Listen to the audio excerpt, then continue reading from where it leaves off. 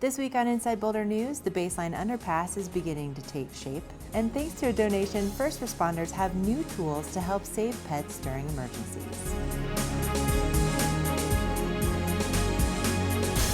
Welcome to Inside Boulder News. I'm Ashley Prill.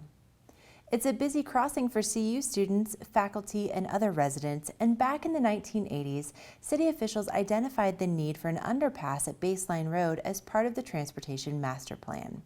Now, thanks to funding from the federal government, city transportation, and CDOT, the underpass is beginning to take shape. The excavation would have been about 5 to 6 feet deeper than it is now with the original design and the original type of construction. For the first time in the city, a top-down construction technique is being used to create the underpass.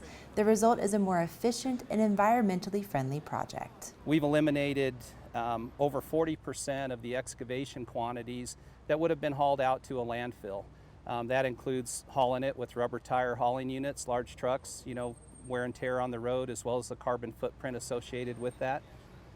We've also eliminated over 75% of the structural backfill to backfill those side slopes once we're all done. In addition to being environmentally friendly, the project is already incorporating public art into the construction with the integration of a geometric fractal formliner design into the walls. So first of all, when you do a survey, you start out with what's called triangulation. So the very first line you lay down is called the baseline.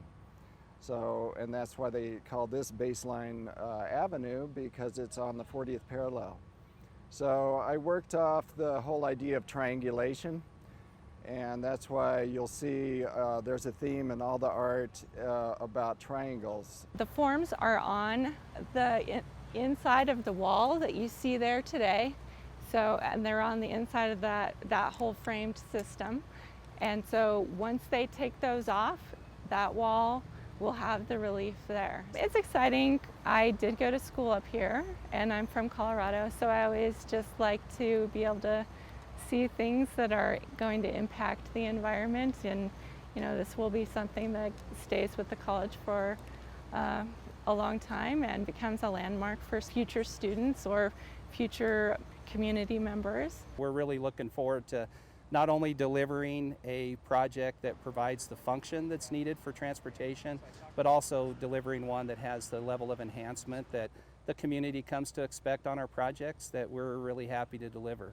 Once the project is complete next summer, the underpass will not only help the city move towards its goals of eliminating fatal and serious traffic injury collisions, it will also improve multimodal connections. Visit baselineroad.net for the latest news, updates, and in-depth details about the project. Events that might impact travel are also posted on boulderconezones.net.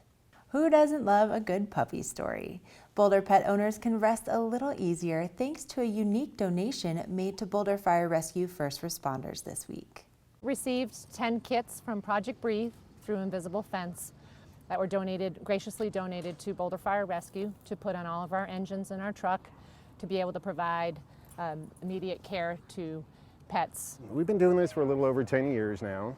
To date, we've actually donated over 12,000 kits to first responders throughout the United States and Canada. And it's part of our mission as a brand to obviously provide safety to pets, whether they have invisible fence or not. And this is just an extension of who we are and what we can offer. So in the past, we've used human CPR masks and masks just to do blow-by, what's called blow-by oxygen, where you just hold it around the animal. And with this, it's able to provide more concentrated oxygen with a gasket that is actually made for an animal's unique features. Smoke inhalation can be a huge traumatic incident for anyone, humans, but especially small animals. They have much smaller bodies, much more to deal with. Carbon monoxide is a huge problem, and the time for recovery can be anywhere from hours down to minutes if oxygen is supplied.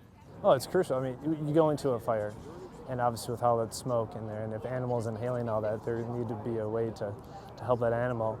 Obviously, our first priority would be human lives, but after that, the pet lives, because to a lot of people, pets are just as important. So to have something like this is a huge help. So it's amazing that they're providing us with these tools. that we can carry them on all of our frontline engines and be able to have them as a resource. The men and women that are the first responders, they've got a very tough job, and if this can make their life a little bit easier, we'll do whatever we can to help. Each kit includes a small, medium, and large mask. According to InvisibleFence.com, Project Breathe has saved an estimated 10,000 pets from fires and smoke inhalation since the program began. The Boulder Family Fringe Festival is bringing performance and art to the Boulder Public Library this weekend, and kids of all ages are welcome. On Saturday, August 13th from 10 a.m. to 2 p.m., the festival will showcase performance workshops, a community art project, street performances, mask making, and much more. Visit boulderfringe.com for all the details. Thank you for watching Inside Boulder News. Stay in touch with us on Facebook and Twitter by submitting news tips and questions. You can also sign up to receive video updates right in your inbox. Just go to boulderchannel8.com and click on subscribe.